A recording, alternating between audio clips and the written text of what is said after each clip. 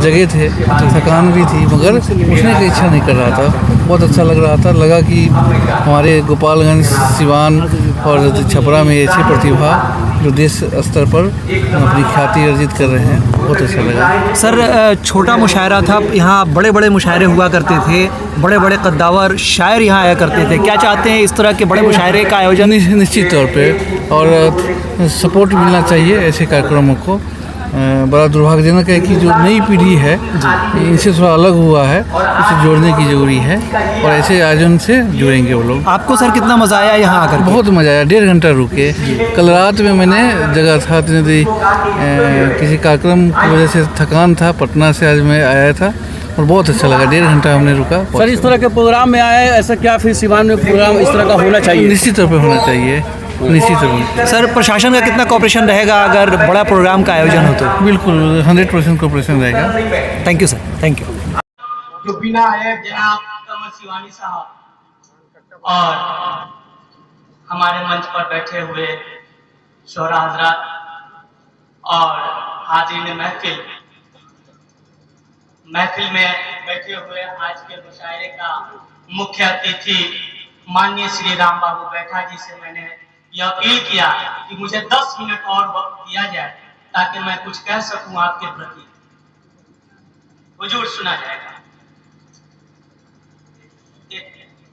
एक मतला और शेर हाजिर करता हूं, पेशे खिदमत है।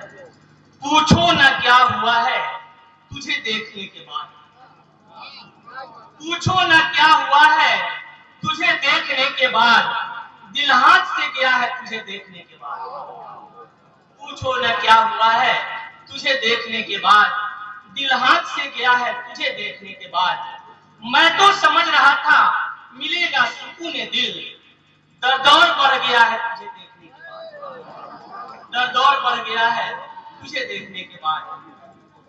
और मैंने कहा था इस्तकबालिया शेर जो है चंद पेश खिदमत है। सिवान के पुराना किला में सम्मान है माननीय श्री राम बाबू बैठा का। सिवान के पुराना किला में सम्मान है माननीय श्री राम बाबू बैठा का। हम सब पे एहसान है माननीय श्री राम बाबू बैठा का। हमारे मोहल्ले में आए, आपका मैं खिदमत में जो है हम लोग हाजिर हैं और आपका सम्मान करते हैं। हिम्मत बढ़ाने आए हैं हम सब की यहाँ, हिम्मत बढ़ाने आए हैं हम सब की यहाँ। सच्चाइयां जुबान से करेंगे बयां, तहजीब की जुबान है माननीय राम बाबू बैठा जी। इंसानियत की जान है माननीय श्री राम बाबू बैठा जी। दिल सबका जीतने का हुनर जानते हैं आप, दौरे रवा की नफ्स को पहचानते हैं आप। सोए हुए दिलों को जगाना आपका काम है, तूफान में भी चिराग जलाना आपका काम है। ये रास्ते अमल का दिखाएंगे हम सबको आज, आइन का मुकाम बताएंगे हम सबको आज। आए हुए हैं बज़्म में हजरत असगर साहब भी, आए हुए हैं बज़्म में हजरत असगर साहब भी। यहाँ सम्मान उनका भी करते हैं हम दिल से। यहाँ जहमत उठा के आप सब भी आए हैं, हिम्मत बढ़ाने जहमत उठा के आप सब भी आए हैं, शुक्रिया। हिम्मत बढ़ाने आए हैं आप सब भी, इसके लिए शुक्रिया। तो अगर इजाजत है तो गजल का चंद अशार जो है, बस दो जी।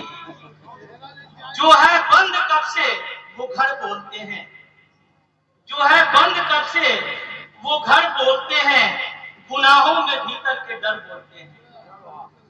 और हुस्न मतला है, जिधर देखो सिकंदर बोलते हैं, मेरे छत पर कबूतर बोलते हैं। परिंदों को मंजिल मिलेगी यकीनन, ये फैले हुए उनके पर बोलते हैं। जरा सा नाम और ताशीर पाकर, जरा सा नाम और ताशीर पाकर हम अपने कद से बढ़कर बोलते हैं। जो है बोलने वाले सच्चाइयों के, जुबां कट भी जाए मगर बोलते हैं। खंडहर में बैठकर एक बार देखो, गए वक्त के पत्थर भी बोलते हैं। हवा जब गुजरती है तन्हाइयों से, नदी के किनारे सदर बोलते हैं। और देखेंगे हजरत, संभल कर गुफ्तगू करना बुजुर्गों कि अब बच्चे पलटकर बोलते हैं, कि बच्चे अब पलटकर बोलते हैं। बुलंदी पर कितने थे उनके इरादे, ये काटे हुए उनके सर बोलते हैं।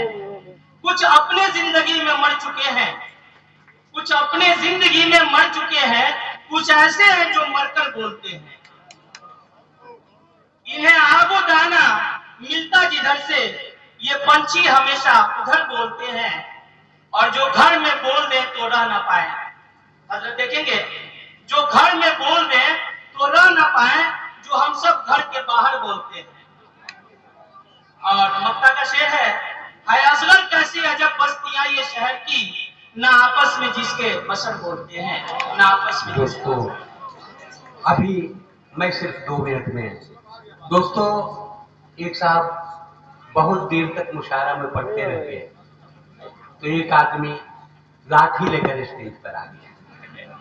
बेचारे डर गए और कहने लगे कि कहिए तो मैं बैठ जाता हूं, लेकिन ये हरकत आप न करें। तो उन्होंने कहा कि नहीं नहीं, आप मेहमान हैं, आप जब तक जी में आए तब तक पढ़िए, मैं तो उसे ढूंढ रहा हूं जो आपको बुला के लाया। तो दोस्तों, मैं समझता हूं हमारे सीएम साहब ने बहुत वक्त दिया है और हमारे बीच आए, इन्होंने सचमुच इन्होंने हौसला बढ़ाया है।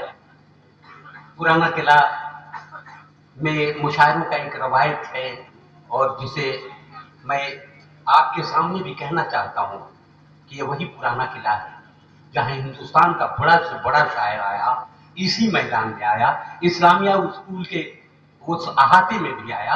और हिंदुस्तान का कोई बड़ा शायर नहीं है जो इस स्टेज पर नहीं आया। आज बहुत दिनों बाद ये मुशायरा हो रहा है, यह आगाज है और मैं चाहता हूं कि इस नगर के, इस मोहल्ले के, इस इलाके के चंद जो बुद्धिजीवी लोग हैं, अदब नवाज हैं, वो कोशिश करें कि हिंदुस्तान में का एक बड़ा मुशायरा फिर यहाँ हो।